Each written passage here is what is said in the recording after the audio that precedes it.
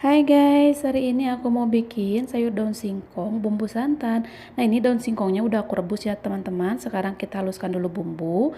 Setelah bumbunya dihalusin, lalu kita goreng bumbunya hingga mateng atau harum ya teman-teman.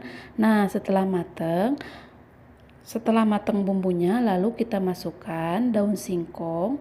Setelah itu, kita kasih sedikit gula putih, sedikit penyedap rasa, dan sedikit garam.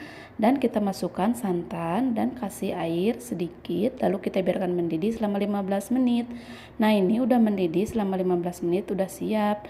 Oke teman-teman, ini sekarang sudah selesai dan siap santan.